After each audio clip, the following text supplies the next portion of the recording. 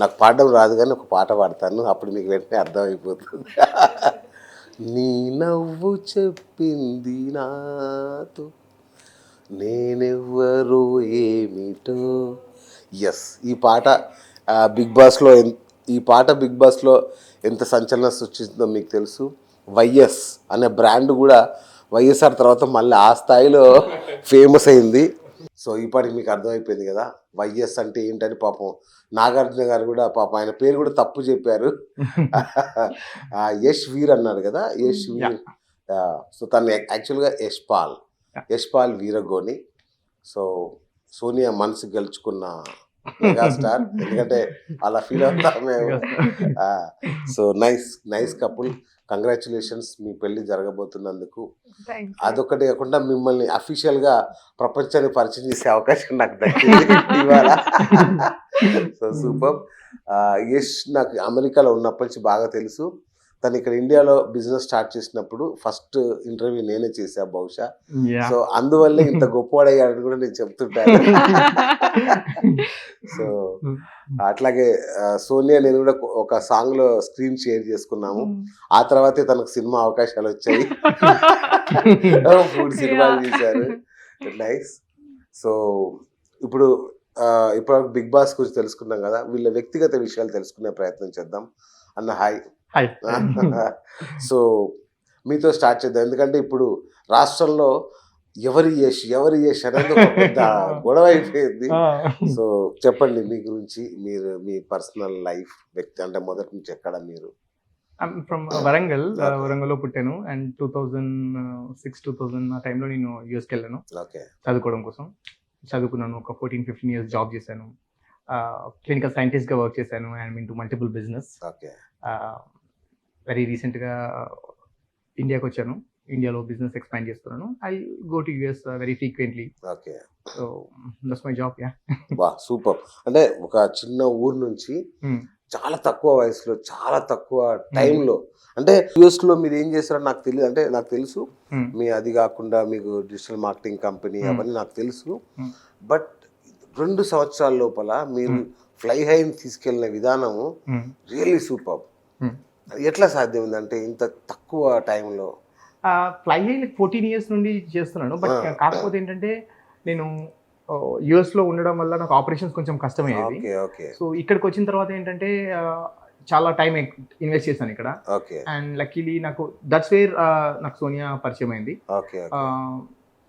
మనం పరిచయం అయింది ఇన్ ద సెన్స్ అంటే ఎన్జిఓలో. ఎన్జిఓకి తను నాకు మ్యూచువల్ ఫ్రెండ్ ద్వారా ఒక ఫండ్ రైజింగ్ కోసం తను ఫండ్స్ కోసం వస్తే నేను అప్పుడు డొనేట్ చేశానంట కొంచెం. దాని తర్వాత నాకు ఎప్పుడు ఒకటి ఉండేది ఏంటంటే, నేను డొనేట్ చేస్తే ఒక్కరి డొనేట్ చేయగలుగుతారు, చేయాలి అంటే మీన్ లైక్ ఒకరిని ఇన్ఫ్లుయెన్స్, ఒక 10 మందిని ఇన్ఫ్లుయెన్స్ చేస్తే ఆ డొనేషన్ ఎక్కువ అవుతుంది అనేది నేను నమ్ముతున్నాను. సో తన ఆలోచన కూడా అట్లానే ఉండేది. సో తను ముందు చాలా మన సోషల్ వర్క్ రిలేటెడ్ చాలా చారిటీ ఈవెంట్స్ చేసిన అతను సోనియా. బట్ నాతో పరిచయం అయిన తర్వాత ఏంటంటే కొన్ని ఐడియాస్ షేర్ చేసుకోవడం, that's where we got connected. అంటే సోషల్ వర్క్ ఎట్లా చేస్తారు అని నేనేంటంటే నాకు చారిటీ పెట్టాలని ఉండేది. So that's where I got her contact once. And తనతో మాట్లాడడం స్టార్ట్ చేసిన, అంటే సోషల్ వర్క్ చేయడం ఎట్లా నాకు కూడా చేయాలని అంటే, నాకు ఇండియాలో చేయాలని ఉండే బట్ నేను యుఎస్ లో ఉన్నాను. సో తను నాకు చెప్పింది ఏంటంటే, మీరు అక్కడ ఉండి ఇక్కడ డాన్స్ చేస్తా అంటే కుదరదు, చాలా ఏదో మీరు డబ్బులు ఇస్తే చారిటీ అవుతుందని కాదు. తన పాయింట్ ఏంటంటే, ఇప్పుడు ఫర్ ఎగ్జాంపుల్ ఒకటి కేరళలో ఒకసారి ఫ్లడ్స్ వచ్చాయి. మామూలుగా నాకు తెలిసిన చారిటీ ఏంటంటే, కొన్ని డబ్బులు ఇస్తే ఆ డబ్బులు వాళ్ళకి అందితే నీడికి అందింది అనేది నాకు తెలుసు. బట్ తను చేసేది ఏంటంటే, ఇప్పుడు ఒక చారిటీ ఉంది కదా, మీకు లైక్ కేరళలో ఫ్లడ్స్ వచ్చాయి కదా, ఒక 1 week ఒక 10 peopleని తీసుకెళ్ళి అక్కడ గ్రౌండ్లోకి వెళ్ళి వాళ్ళకి డిస్ట్రిబ్యూట్ చేయడము. అక్కడ ఒక చిన్న రేకుల ఇంట్లో ఉండి ఆ 10 మందితో కలిసి గ్రౌండ్ లోకి వెళ్ళి అవి డిస్ట్రిబ్యూట్ చేయడం, వాళ్ళతో కనెక్ట్ అవ్వడం అనేది నాకు that's where I got connected. అంటే సోషల్ వర్క్ ఇస్ డబ్బులు ఒకటే కదా, ఆ సాటిస్ఫాక్షన్ ఉంటుంది కదా, ఆ సాటిస్ఫాక్షన్ కూడా ఎంజాయ్ చేయాలనేది ఆమె నాకు చెప్పింది అన్నట్టు. సో కరెక్టే కదా, అమెరికా వాళ్ళు కంపెనీని అక్వైర్ చేసుకున్నట్టుగా తన చారిటీని తనని కూడా అక్వైర్ చేస్తారు. చారిటీని అక్వైర్ చేయలేదు, బట్ యూనో తన చారిటీ ఎంత ఇష్టంగా చేస్తారు. నాట్ జస్ట్ ఏదో చేస్తున్నా అనేది కాకుండా ఇష్టంగా చేస్తారు. ఒక హోమ్కి వెళ్ళినా కానీ డబ్బులు ఇచ్చి వాళ్ళు ఫుడ్ పెట్టి ఫుడ్ తినడం కాదు, she spend time with them. ఒక చిన్న పిల్ల అయిపోయి వాళ్ళతో ఆడుకుంటుంది. సో అది నాకు అంటే కనెక్ట్ అయిన అక్కడ నేను. సూపర్. సో మీ పర్సనల్ లైఫ్, మీరు ఎక్కడ పుట్టారు ఏంటి? నేను మంతని, పెద్దపల్లి డిస్ట్రిక్ట్ మంతనిలో పుట్టిన. నేను చదవంతా అక్కడనే. దాని తర్వాత ఇంటర్మీడియట్ నుంచి హైదరాబాద్, బీటెక్. దాని తర్వాత ఇంకా సోషల్ వర్క్, ఆసా ఫౌండేషన్ స్టార్ట్ చేసినాము. And remaining like freelance content writing అవన్నీ చేసిన. తర్వాత యాక్టింగ్ వచ్చిన, యాంకరింగ్ కూడా చేసిన, యాక్టింగ్ చేసిన, కాంటెంట్ రైటింగ్ చేసిన, అండ్ మ్యాగజైన్స్ ఎడిటింగ్ చేసిన. చాలా ఇలా ఫ్రీలాన్స్ వర్క్ చేసి లైక్ దాని తర్వాత ఇంకా social work, acting. And Yash last US నుంచి ఇక్కడ వచ్చిన తర్వాత ఫ్లై హై ఆపరేషన్స్ కూడా చూసుకునేది అన్నట్టు. ఇంకా అన్ని మేనేజ్ చేసుకునేది. యాక్చువల్గా ఎన్ఆర్ఐలను సరిగ్గా నమ్మొద్దు అంటారు కదా, మీరు ఎలా నమ్మారు? యాక్చువల్లీ లైక్ యష్ వరంగల్ నుంచి, అండ్ నేను నా ఎన్జిఓ స్టార్టింగ్ అప్పుడు వెబ్సైట్ చేపించడానికి అండ్ ఆల్సో స్పాన్సర్ గా చాలా సార్లు చాలా చారిటీ దానికి స్పాన్సర్షిప్ ఇస్తుంటుండే యుఎస్ నుంచి. అంత మాకు చారిటీ విషయంలోనే కాన్వర్సేషన్స్ ఎక్కువ ఉంటుండే. యుఎస్ నుంచి ఇక్కడ ఇండియాకి వచ్చిన కోవిడ్ అప్పుడు వచ్చిన తర్వాత ఫ్లై హై ఆపరేషన్స్ నేను రిక్వెస్ట్ చేసినాకి, ఎందుకంటే నాకు మూవీస్ లేకుండే అప్పుడు. మూవీస్ లేకపోతే సో ఈయన నాకు అప్పుడు తెలుసు కదా. So I was like is very gentlemen. అప్పటికి నాకు ఉన్న నేను ఆల్రెడీ నేను వేరే వాళ్ళతో కూడా కొంచెం బిజినెస్ ఎక్స్ప్లోర్ చేసిన, అంత చేసినా కానీ అక్కడ నాకు అంత వర్కౌట్ కాలేదు. ప్రాఫిట్ షేరింగ్ లా డిస్టర్బెన్సెస్ అన్ని ఉండే, ఎక్స్ప్లాయిటేషన్ ఉండే కానీ ఎక్కువ మంచి ఉండకపోతున్నాయి. సో లైక్ నేను అడిగినాకి ఒక 3 months నేను ఫ్లై హై చూసుకుంటా, నీకు నమ్మకం వస్తే నాకు షేర్ చెయ్యి, లేదు అని అంటే నేను మంచి చూసుకుంటున్నా, నా మీద నమ్మకం ఉంటే షేర్ చేయి, లేదు అని అంటే you can take it back ఇట్లా అని అన్నా. So that's when he gave me that opportunity. 2 months కే అసలు he decided to give the half share. ఇక సో అట్లా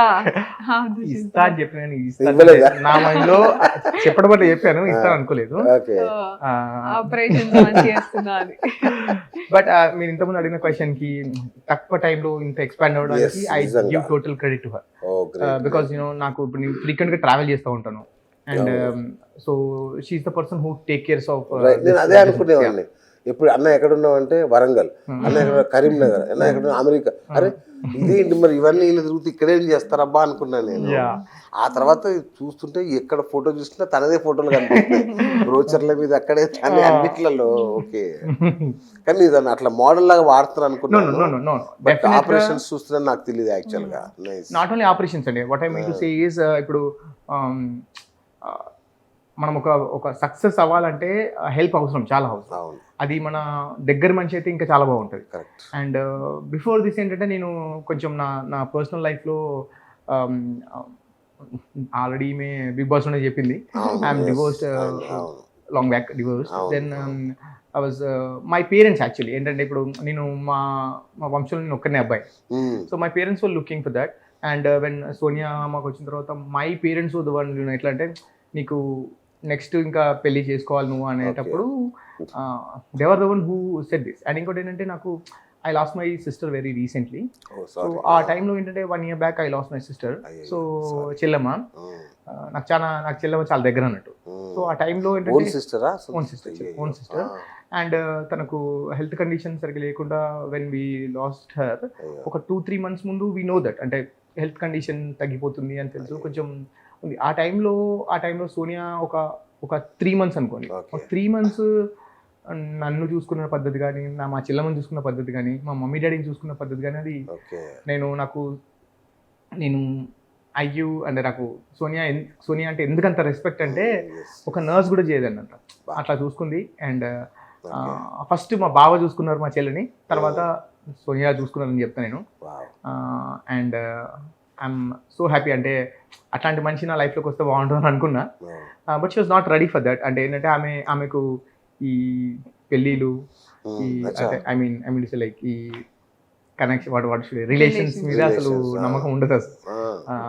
ఏంటంటే మనం బిజినెస్ పార్ట్నర్స్గా ఉన్నాము, దట్స్ ఓకే, అట్లా కుదురుతాం అన్నట్టు. అండ్ బట్ సరే మీకేమైనా ఆలోచనలు ఉన్నాయంటే అసలు ఆమెకు పెళ్ళి అనేది ఎప్పుడు మాట్లాడదు, వర్క్ గురించి మాట్లాడదామా అనేది నేను కూడా ఎప్పుడు రైజ్ చేసేది కదా ఆ టాపిక్. But we use to be very workaholic, అంటే every day 20 hours 14-15 hours work చేయడము. అంటే ఈ 2 yearsలోనే we expanded like 7 branches in 2 Telugu states అవును. అండ్ డిఫరెంట్ వర్టికల్స్, అంటే మేము ఒక 4-5 డిఫరెంట్ బిజినెస్లో కూడా చేస్తున్నట్టు. సో విత్ హర్ మాకు మీరు అనొచ్చు అంటే 2 years నుండి మీరు కలిసి ఉన్నారు, పెళ్లి చేసుకుందాం అనుకుంటే మా మధ్యలో సంభాషణ ఎట్లా ఉండేదంటే ఎంతసేపు ఏం వర్క్ చేద్దాం, బిజినెస్ని ఎట్లా ఇంప్లిమెంట్ చేద్దాం, sharing ideas, sharing Okay. Thoughts. ఇప్పుడు నేను ఒకవేళ ఎగ్జాంపుల్ ఒక బిజినెస్ చేద్దాము అని అన్నాను అనుకోండి, నైట్కి అంతా ఒక ప్లాన్ నేను అంటే ఇది చేద్దాం అనుకుంటారా, దీనికి ఇది చేయాలి ఇది చేయాలి ఇది చేయాలి, తనది చేయగానే నేను ఇంకా నెక్స్ట్ స్టెప్ ఏంటంటే అంటే ఒక అంత అందమైన అమ్మాయితో ఇవే మీరు మాట్లాడారు Serious గా? సో ఇప్పటికీ కూడా అంటే వి ట్రావెల్ కదా, మేము Ah. ట్రావెల్ చేస్తున్నప్పుడు మేము ఒక నోట్ ప్యాడ్ పెట్టుకొని అన్ని అవే పాయింట్స్ అన్నట్టు, దీనికి ఇది ఏం చేయాలి అదేం చేయాలి అని. అంటే వీఆర్ వెరీ హ్యాపీ దట్ మేము ఎప్పుడు కూడా కంపెనీ ఎంత ఎక్స్పాండ్ అయిందని కాకుండా ఎంతమందికి మేము ఆపర్చునిటీ ఇచ్చాం, జాబ్ ఆపర్చునిటీ ఇచ్చాం. కరెక్ట్. ఇంతమందికి మనం జాబ్ అంటే at the end of the day ఎన్ని డబ్బులు లెక్క పెట్టడం కన్నా ఎంతమందికి జాబ్స్ ఇచ్చాము అనేది that is our satisfaction in of the day.